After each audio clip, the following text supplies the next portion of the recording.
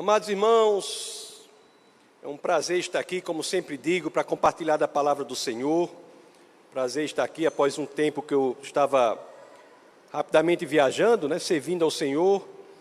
Estamos aqui de volta e hoje nós começaremos uma nova série. Uma série, como muitos já sabem, sobre o livro de Jonas. O livro de Jonas é um livro muito interessante, um livro muito, inclusive, mencionado nos ministérios infantis. E é interessante que o livro de Jonas é um livro profético. Jonas é um profeta, mas o tema central do livro não é um diálogo do profeta com Deus. O tema central do livro se extrai de algo que aconteceu ao profeta. A mensagem profética no livro de Jonas não está no diálogo do profeta com Deus, mas a mensagem profética do profeta Jonas está na própria história do profeta. Isso é muito interessante, porque esse livro ele fala de um homem, que é um homem de Deus, mas é um homem que resolve evitar o Deus do qual disse ser servo. O homem que resolve evitar o Deus do qual disse ser servo. Irmãos, isso é poderosíssimo, fala poderosamente a nossa alma. Será que há alguém assim aqui, alguém que nos assiste que é assim? Alguém que se considera servo de Deus, mas quando analisa-se a si próprio, vê-se na realidade evitando o nosso Senhor e Salvador? Portanto, irmãos, é que eu digo, tenhamos todos cuidado ao sermos expostos a esse livro, porque esse é um livro que joga luz sobre o nosso eu, é um livro que acende um candeeiro nos lugares mais sombrios e obscuros da nossa alma, é um livro que nos faz sondar, investigar o nosso coração, irmãos, em busca de alguma contradição em nossas motivações, na nossa caminhada cristã. É um livro que coloca o nosso coração sob escrutínio, sob investigação, para que saibamos se as nossas motivações estão corretas. Dito isso, é que eu peço a vocês que, claro, assim querendo, abra as Escrituras no livro de Jonas, vamos ler o capítulo 1, verso 1 e 2. Hoje nós nos debruçaremos sobre o capítulo 1. Vamos ler os versos 1 e 2 do capítulo 1 de Jonas. Assim diz as Escrituras: a palavra do Senhor veio a Jonas, filho de Amitai, com esta ordem. Jonas estava lá, muito bem, vivia um ministério estabelecido, tudo tranquilo, um profeta reconhecido. E aí vem a palavra do Senhor a Jonas, com esta ordem, e a ordem é o que leremos no verso 2. Então, Jonas 1, 2, é a ordem que Deus dá para esse profeta que estava no seu conforto, na sua tranquilidade, um ministério estabelecido. Diz assim, a ordem: vá depressa à grande cidade de Nínive e pregue contra ela, porque a sua maldade subiu até a minha presença. Mas, irmãos, é uma ordem poderosíssima. Eu peço aos irmãos da mídia que deixem o verso aqui no telão. É uma ordem poderosíssima, poderosíssima. Uma ordem que não é para ser exercida de qualquer forma, é para ir de qualquer forma, não. As Escrituras dizem que Deus deu a ordem para ir depressa. Irmãos, o nosso chamado exige prontidão. O nosso chamado exige que nós não coloquemos condicionantes para realizá-lo. Eu vou servir ao Senhor quando eu me aposentar. Eu vou servir ao Senhor quando meus filhos estiverem grandes. Eu vou servir ao Senhor quando eu terminar a minha faculdade. Eu vou servir ao Senhor quando isso, quando aquilo outro. Esta não é a vida do cristão. O chamado de Deus exige prontidão. Há um advérbio aqui qualificando a ordem: vá, não de qualquer forma, mas depressa. Amados irmãos, O propósito da vida que todos buscamos está na consecução, na busca do chamado de Deus para a nossa vida. Uma vida sem buscar o chamado que Deus propõe a nós é uma vida sem propósito. Sem propósito. E a ordem manda ir a qualquer lugar? Não.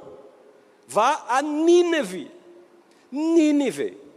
Nínive nada mais é do que a capital da Assíria. Era a capital da Assíria.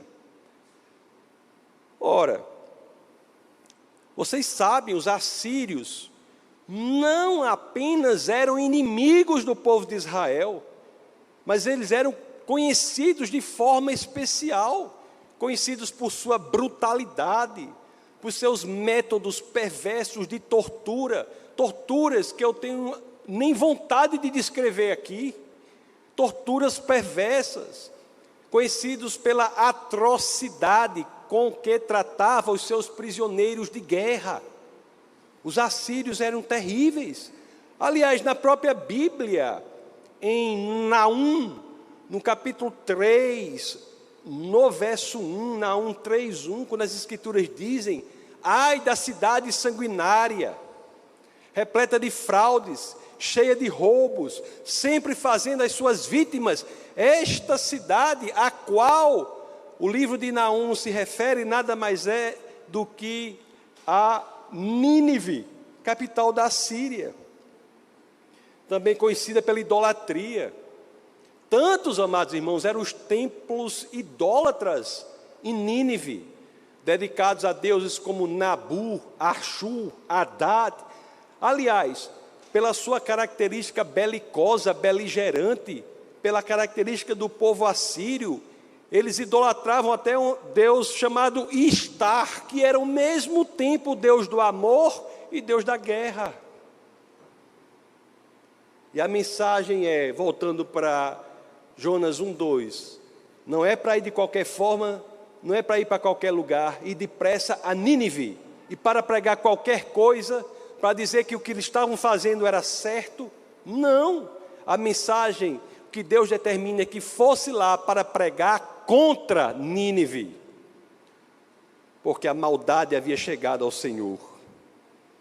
Jonas, amados irmãos, será que ele resolveu sair do seu conforto, da sua zona de conforto e ir? Será que ele conseguiu levar adiante o chamado de Deus para a sua vida? Será que ele decidiu fazer isso? Bom, de onde Jonas estava para ir a Nínive, ele deveria ir 1000 quilômetros a leste, mas nós iremos ver nas escrituras que o que ele faz é ir 2000 quilômetros, só que na direção oposta, a oeste. Seria medo da Síria, meus irmãos. Os maiores obstáculos ao cumprimento do chamado do Senhor para a nossa vida, eu tenho de lhes dizer, não estão fora de nós mesmos, mas estão dentro de nós, fazendo morada, guarida, residência em nosso coração.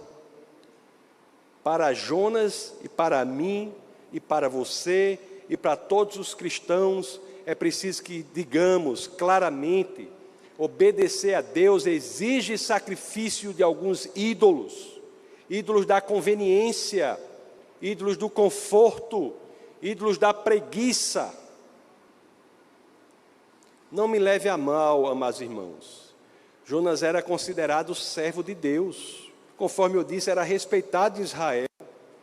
O segundo livro de Reis, no capítulo 14, no verso 25, as escrituras falam dele. Ele havia profetizado corretamente a respeito da retomada dos territórios por Israel, lá no reinado de Jeroboão. Ele havia profetizado. Ele gozava de respeitabilidade, de uma posição confortável. Havia. Não era isso que deveria estar no lugar do Senhor, não. O seu conforto, a sua tranquilidade. Já falei aqui um sem número de vezes e reitero. Pelo amor de Deus, faça uma lista das suas prioridades. O que estiver em primeiro lugar, este é o seu Deus. Este é o seu Deus. E quando não é o verdadeiro Deus que está lá, amados irmãos, quando é outra coisa que está no primeiro lugar de nossas prioridades, a pessoa logo se descobre pautando o seu próprio coração pela sua própria agenda e não pela agenda do Senhor. Eu faço o que Deus quer desde que isso seja confortável para mim, passe pelo meu filtro. É colocar a sua agenda acima da agenda do Senhor. Amados irmãos, nós não podemos cultivar uma religiosidade cartorial. A nossa vida com Deus não é um processo empoeirado e burocrático, não.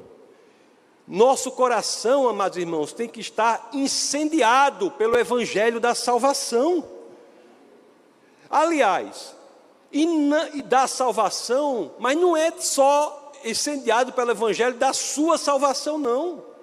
Incendiado pelo Evangelho da sua salvação, mas também da salvação daqueles a quem você é chamado para pregar a palavra do Senhor.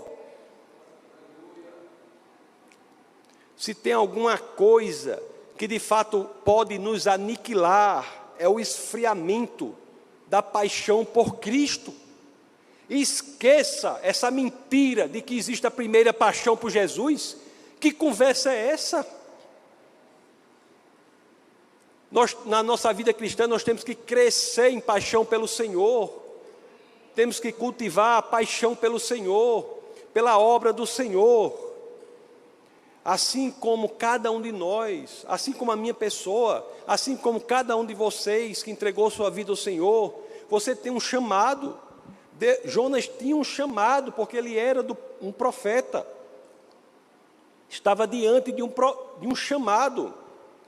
Mas ele olhou para a vida que tinha, avaliou e não resolveu abandoná-la.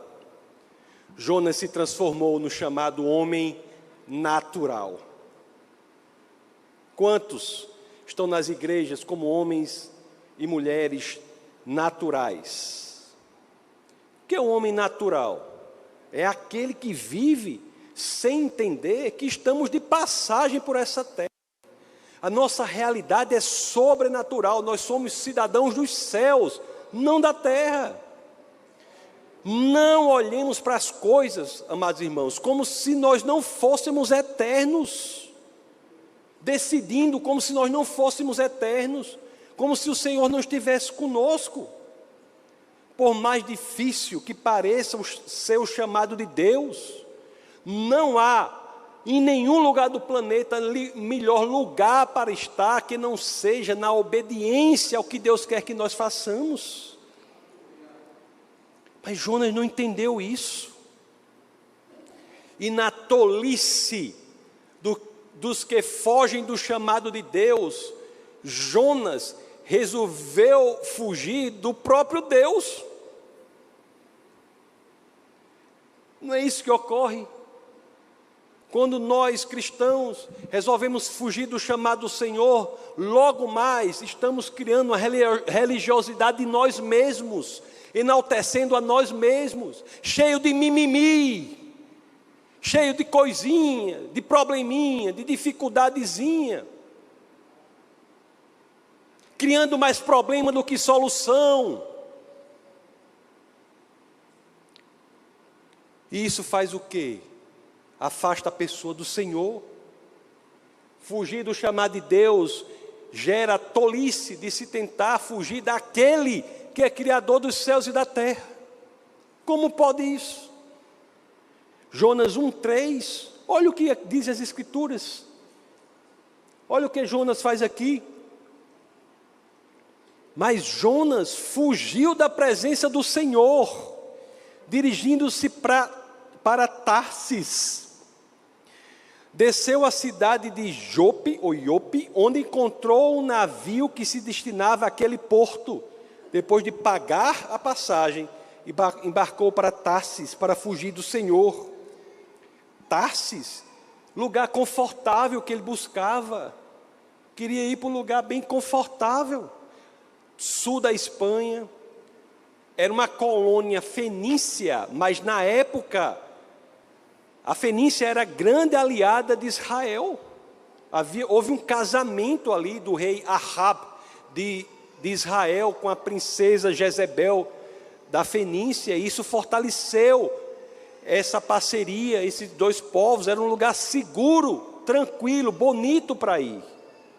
Voltemos ao verso 3, e com isso na mente, de buscar não o que Deus queria que ele fizesse, mas o conforto, foi para Tarsis. E o verso 3 diz: desceu à cidade de Jope, onde encontrou um navio que se destinava àquele porto. Meus irmãos, prestem atenção. O coração decidido a fugir de Deus, logo encontra a oportunidade de levar adiante essa decisão. Logo encontra. Olha o que as Escrituras dizem: desceu à cidade onde encontrou um navio que se destinava àquele porto. E veja que não era uma oportunidade ilícita. Não se foge de Deus necessariamente se fazendo coisas ilícitas, não. Tanto que Jonas pagou a passagem. Jonas pagou a passagem. Certa vez eu li algo muito interessante que dizia assim: sempre haverá um navio no porto pronto para levar você na direção errada. Não confunda a oportunidade com vontade de Deus.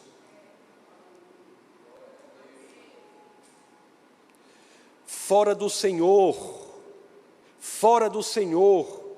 as oportunidades, por mais maravilhosas que pareçam, levarão necessariamente a resultados desastrosos.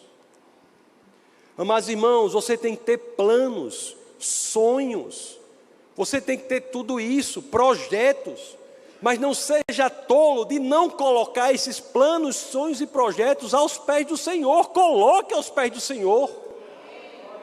Coloque aos pés do Senhor. Deus, estes são meus planos, e eu digo ao Senhor: eu quero os meus planos, se meus planos forem os seus planos para a minha vida. Mas, irmãos, Jonas logo descobriria o quão desastrosa é a decisão de se afastar do Senhor. Longe do Senhor, o que nos espera? O que nos espera? Vamos ler o verso 4. O Senhor, porém, fez soprar um forte vento sobre o mar, e caiu uma tempestade tão violenta que o barco ameaçava arrebentar-se. Que imagem poderosa! Que imagem poderosa! Tempestades esperam os que se afastam do Senhor. Tempestades esperam. E o que vemos? Só há desespero no mundo sem Deus. Pessoas de um lado para o outro no mundo, clamando a uma coisa, a outra, aos deuses A, B, C, a todos os tipos de projeção de si próprios, clamam a tudo o que existe, menos ao único e verdadeiro Deus. O mundo, independentemente da habilidade que as pessoas tenham, fica desesperado, longe do Senhor. Os marinheiros fenícios aqui eram conhecidos por sua habilidade em navegar. Há quem diga até que eu não concordo com essa tese, que o povoamento da América foi por fenícios no meio do mar. Não concordo com isso. Mas há quem diga, isso denota o quê? A habilidade desse povo reconhecida em navegar. E esse povo aí, com medo, estando longe do Senhor, não há habilidade, capacidade, não há força do seu braço que possa resistir ao que vai acontecer. Jonas 1,5 diz o quê? Todos os marinheiros ficaram com medo, e cada um clamava ao seu próprio Deus. Não é isso que o mundo faz? Quando se afasta do Senhor, o que é que o mundo faz? Quando esse barco se afasta do Senhor, o que é que o mundo faz? Cada um clamando ao seu próprio Deus, desesperado. e as escrituras continuam, e atiraram cargas ao mar para tornar o navio mais leve. Enquanto isso, Jonas, que tinha descido ao porão, se deitara, dormia profundamente.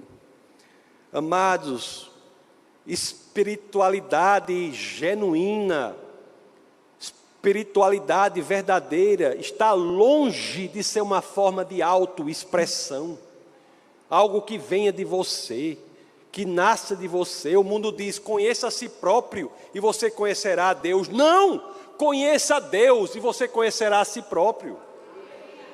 A mídia, a universidade, a cultura sugerem que é em você que você deve buscar a solução. Não sejamos tolos. Chega de deuses que são projeções de nós mesmos. Esses deuses em nada vão lhe ajudar no dia do julgamento do Senhor. Nada vão lhe ajudar. O amor pela fama, a fama pela fama, o amor pelo dinheiro, a pornografia e todos os outros deuses. E às vezes são deuses que não são ruins. O dinheiro não é ruim em si, o amor por ele é. A idolatria, a família é algo maravilhoso, mas se você idolatra a família no lugar de colocar Deus em primeiro lugar, é um problema. A sua carreira profissional é uma bênção, mas ela não é servível para ocupar o lugar do Senhor. A prateleira está cheia, como em um supermercado, de falsos deuses, projeções das suas próprias necessidades, para que você possa escolher um desses deuses como quem escolhe um pacote de arroz. E assim como um pacote de arroz, nenhum desses deuses resolverá o problema. O Deus que resolve é o verdadeiro. É o Deus de Abraão, Isaque e Jacó, revelado em Jesus Cristo. É aquele que diz a Moisés: eu sou o que sou, eu não sou o que você quer que eu seja. Andy Bannister, um autor, certa vez escreveu assim: olhe só, o divisor de águas na sua vida virá quando você parar de procurar o Deus que você deseja e começar a procurar o Deus que é. E o que é que as escrituras nos dizem aqui? Naquele barco desesperado, o único crente que tinha ali, na iminência, do julgamento de Deus, a tempestade que representa o julgamento de Deus, o único crente daquele barco fazia o quê? Que as escrituras nos dizem, colocar aí, irmão. O único crente fazia o quê? Dormia, e não apenas dormia, dormia profundamente. A Bíblia não diz, mas devia ser um ronca-ronca horrível. Dormia profundamente. Único crente, o mundo desesperado, o que é que o único crente fazia? Jonas 1,5, parte final. Jonas, que tinha descido ao porão e se deitara, dormia profundamente. A tempestade prestes a destruir as vidas, cada um clamando pelos seus falsos deuses, e o crente o quê? Dormindo indiferente ao que estava acontecendo ao seu redor, dormindo, enquanto o navio do mundo ao redor estava prestes a afundar. Por que, amados irmãos, tantos crentes estão letárgicos, anestesiados, dormindo profundamente, quando o mundo está sob a tempestade da iminência do julgamento de Deus? Estamos na iminência do julgamento de Deus. Amados irmãos, abramos os nossos ouvidos, vejamos o que está acontecendo, como certa vez escreveu Spurgeon, ao nosso redor. Olha só o que ele escreveu, deixa eu botar os óculos aqui que eu estou sem. Ao nosso redor há tumulto e tempestade, mas alguns que se autodenominam cristãos são capazes, como Jonas, de dormir nas laterais do navio. O mundo está aí. Tumulto, tempestade, tudo de cabeça para baixo. Loucura total acontecendo. As pessoas se perdendo. Ontem eu disse aqui na reunião dos casados que eu fiquei sabendo de uma mulher que se casou consigo própria. Consigo própria. E eu disse que eu, ciente da loucura do mundo, nem me espantei tanto, mas me espantei depois quando soube que ela estava se separando. Aí é que eu me espantei. E o mundo está aí. Ela estava se separando dela mesma, irmã. Casar consigo próprio é uma loucura num nível. Separar de si próprio é pior. E o mundo está aí. A maldade imperando. E nós, que estamos fazendo, acordemos para a obra que tem de ser feita. Amados irmãos, Deus conta comigo, Deus conta com você. Deus conta conosco.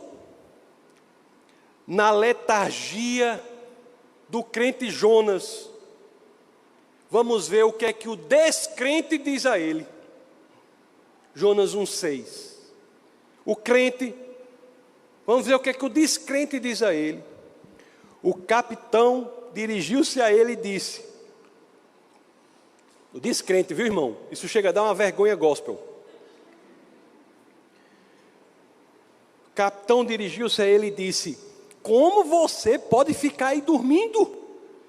Levante-se e clame ao seu Deus. Talvez Ele tenha piedade de nós e não morramos.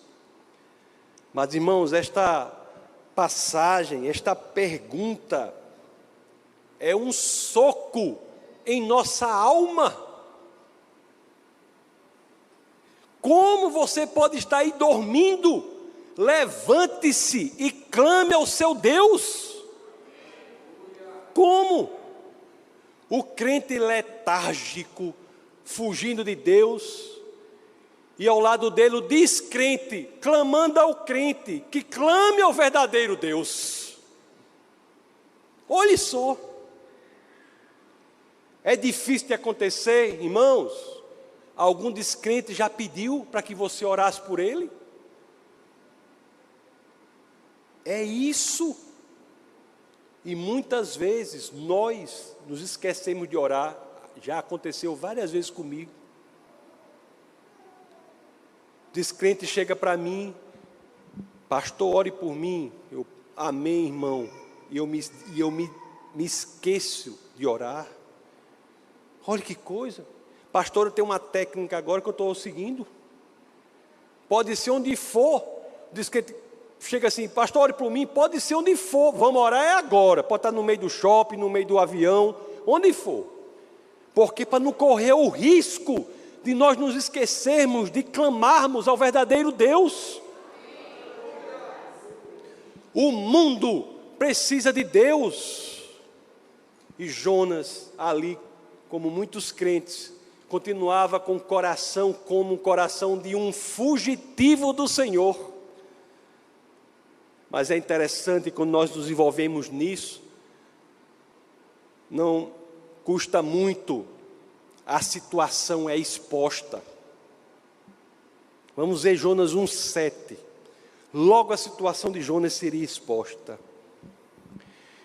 Então os marinheiros combinaram entre si: vamos lançar sortes para descobrir quem é o responsável por esta desgraça que se abateu sobre nós. Lançaram sortes e a sorte caiu sobre Jonas.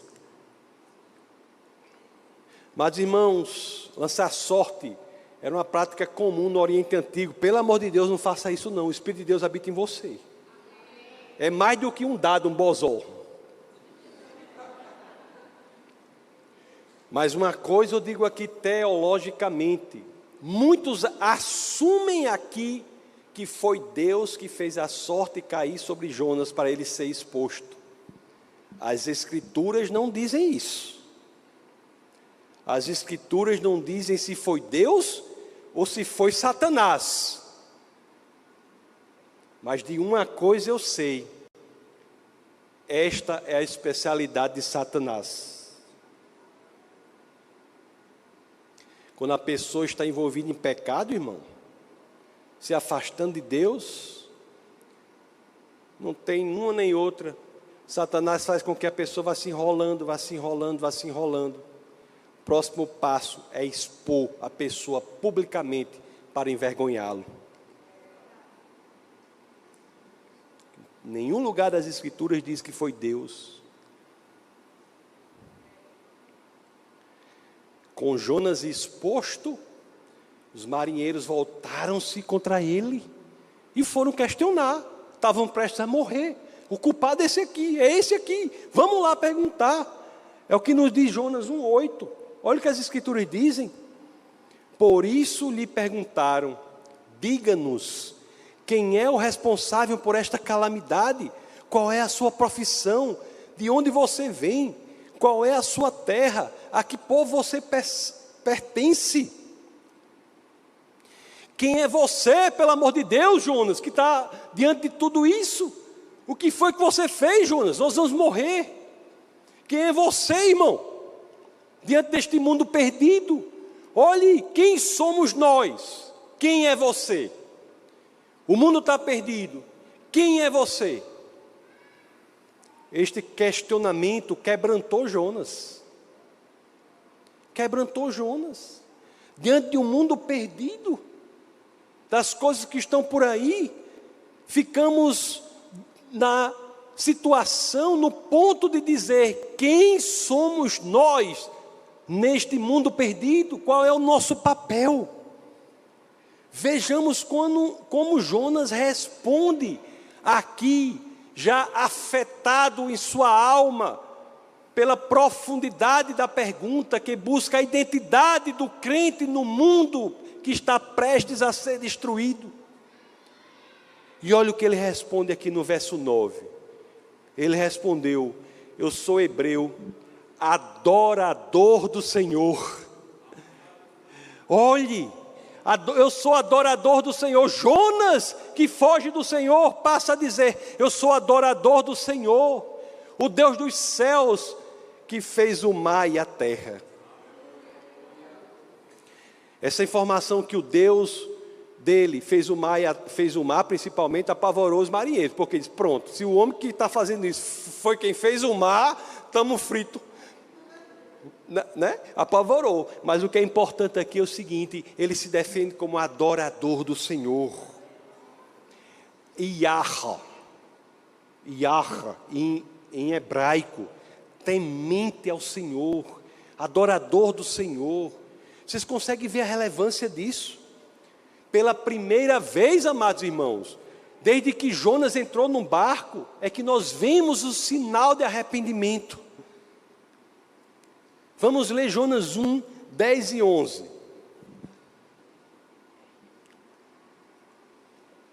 Então os homens ficaram apavorados e perguntaram, apavorados por aquilo que eu falei, né? Porque o Deus que estava fazendo aquilo ali, foi quem fez o mar, fez a terra, pronto. Podia fazer o quê? Podia fazer tudo no mundo, nesse mar podia acontecer tudo. Então os homens ficaram apavorados e perguntaram: o que foi que você fez? Pois sabiam que Jonas estava fugindo do Senhor, porque ele já lhes tinha dito. Visto que o mar estava cada vez mais agitado, eles lhes perguntaram: o que devemos fazer com você para que o mar se acalme? Repare nessa pergunta, eu vou reler. O que devemos fazer com você para que o mar se acalme? Interessante que já em decorrência do sinal de arrependimento no coração de Jonas, ele volta a falar como profeta de Deus. E Jonas 1,12 é preciosíssimo, traz uma mensagem poderosa. Olha o que Jonas 1,12 diz. Olha o que Jonas responde aqui, que deve ser feito para que a tempestade representativa do julgamento de Deus se acalme. Respondeu ele: peguem-me e joguem-me ao mar, e ele se acalmará. Pois eu sei que é por minha causa que esta violenta tempestade caiu sobre vocês. peguem-me e joguem-me ao mar, que vocês não serão destruídos por esse julgamento de Deus. Sacrifiquem-me e vocês serão salvos. Já disse aqui várias vezes que a chave hermenêutica do Antigo Testamento, a chave interpretativa, não há como você entender a Bíblia, nem um dos 66 livros da Bíblia, incluindo os 39 do Antigo Testamento, senão pela perspectiva de que tudo aponta para Jesus Cristo. Todos os profetas apontam para Cristo. Cristo não é um profeta, ele é o cumprimento das profecias. Jonas aqui está dizendo o quê? A vida de Jonas está ensinando o quê? Pela morte de um, todos podem se salvar. Que mensagem é essa, amados irmãos? É a mensagem da cruz, ensinada 8 séculos antes da vinda de Jesus à terra. Pela morte e pelo sacrifício de um, todos não serão destruídos. O problema do julgamento que Deus faz será resolvido. Os homens, amados irmãos, aqui, na história de Jonas, assim como fazem até hoje, acham que por si sóis, por si próprios, podem se salvar. Mas no final das contas, descobrirão que nossos méritos, habilidades, capacidades, inteligência, nada que cada um possa ter é servível, suficiente de nos garantir a salvação. Só o sacrifício do Senhor. Olha o que Jonas 1,13 diz. Eles achavam que eles podiam, por si próprios. Ao invés disso, os homens se esforçaram ao máximo para remar de volta à terra. Se esforçaram, eram habilidosos, marinheiros fenícios, treinados, enfrentaram tempestades e mais tempestades durante toda a vida, mas nenhuma era representativa do julgamento do Senhor. Só essa. Ao invés disso, homens se esforçaram ao máximo para remar de volta à terra, mas não conseguiram, porque o mar tinha ficado ainda mais violento.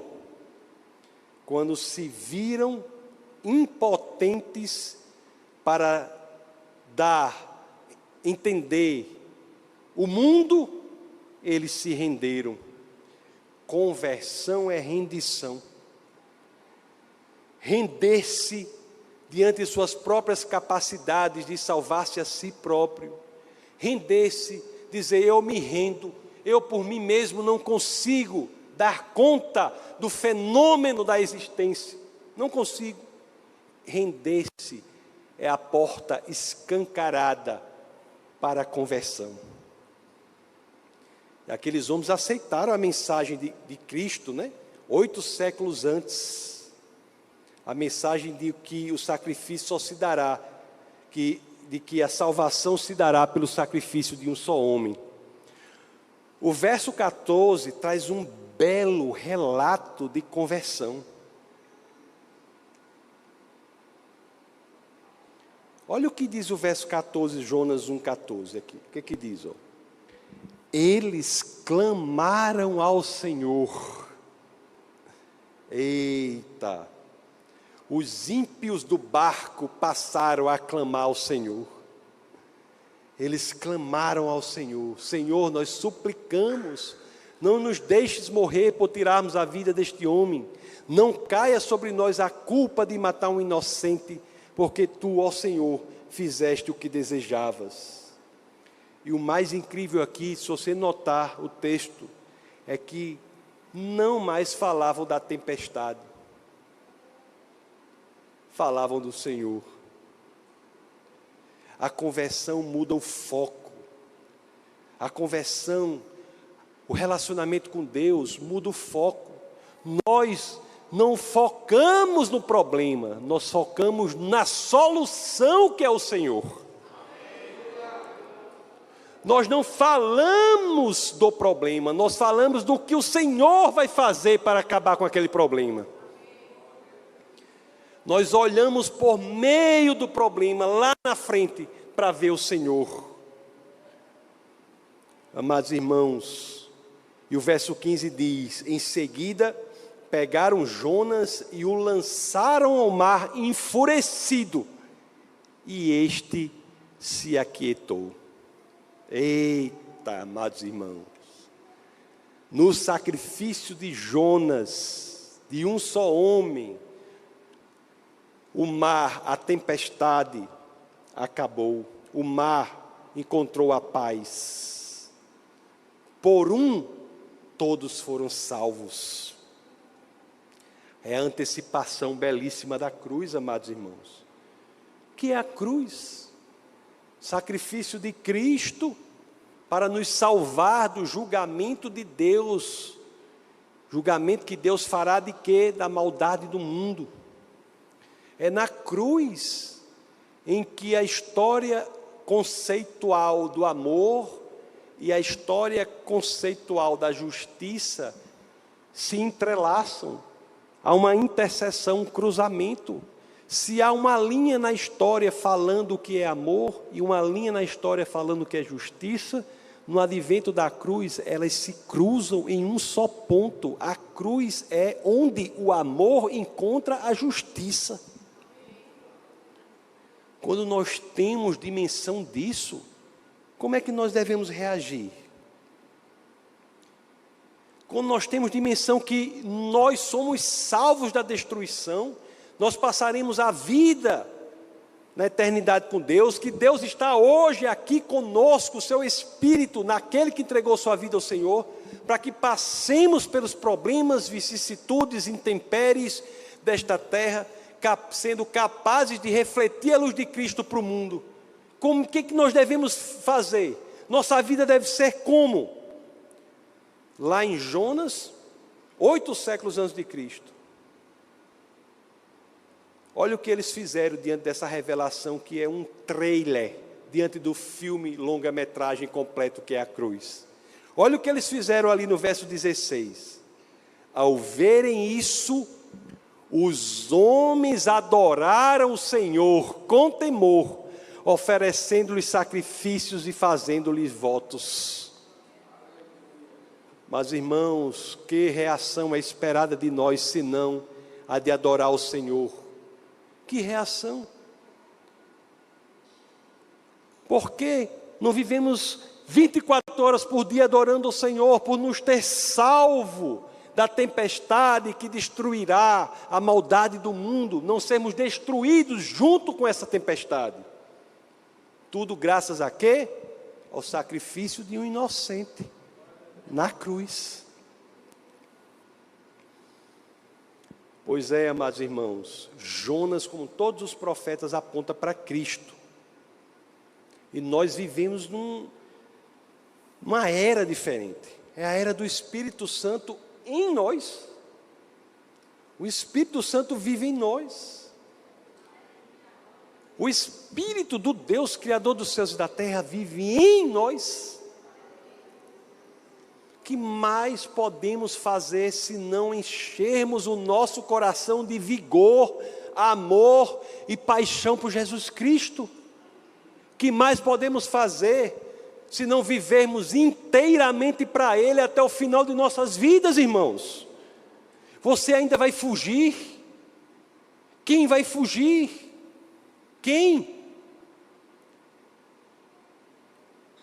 Quanto a mim, irmãos, muitos de vocês, quero que todos, eu só tenho de encerrar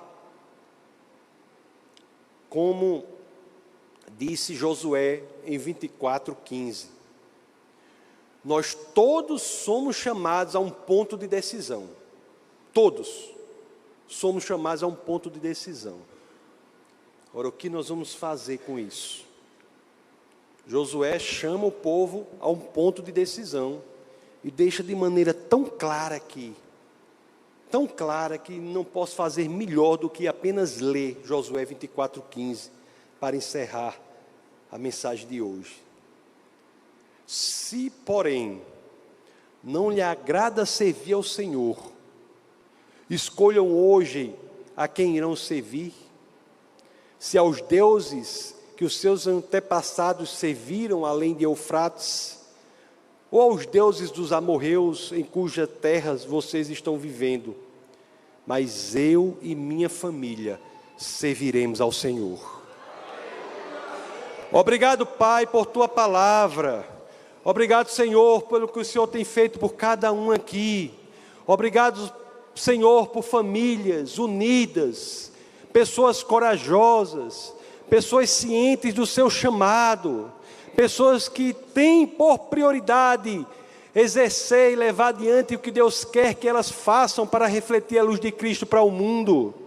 Obrigado, Senhor, pela realidade sobrenatural, que faz com que possamos enfrentar as Nínives da contemporaneidade sem um pingo de medo, porque sabemos que não estamos sós. Obrigado, Senhor, por nos encher de um evangelho de poder. Obrigado, Senhor, por nos dar um evangelho de poder, um evangelho que vai e faz quebrar todas as artimanhas do maligno contra a igreja.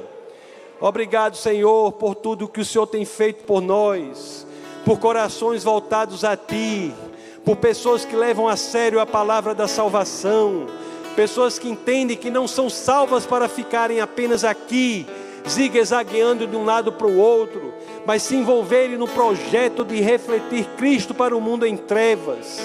Obrigado, Senhor, por nos fazer entender que somos parte do que Deus usa para refletir a palavra da paz, da salvação, da eternidade a toda a humanidade. Obrigado, Pai, por essa realidade sobrenatural que cai sobre este lugar, pelo Teu Espírito que tem liberdade entre nós. Obrigado, Senhor, por pessoas posicionadas, pessoas corajosas. Obrigado, Senhor, porque todos jogarão fora, por menor que seja a tentação da hipocrisia.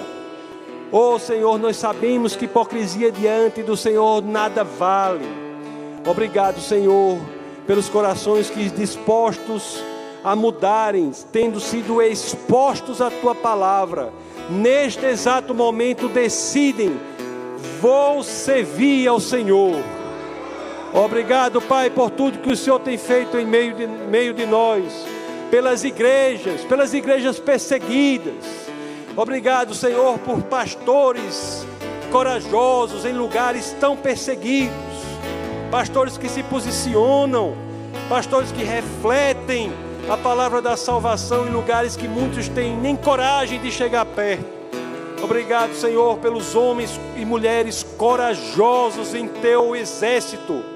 Obrigado, Senhor, por soldados valentes, com estratégia, mas com valentia. Obrigado, Senhor, por nos dizer tantas vezes nas Escrituras: sejamos fortes e corajosos, porque não estamos sós. Obrigado, Pai. E é no nome de Jesus Cristo, Senhor, no nome poderoso do nosso Senhor e Salvador, que todos aqui, em uma só voz, dizemos: mas, irmãos, sejamos todos abençoados na prática da palavra do Senhor. Essa foi uma produção do Ministério Internacional Defesa da Fé, um ministério comprometido em amar as pessoas, abraçar a verdade e glorificar a Deus. Para saber mais sobre o que fazemos, acesse defesadafé.org.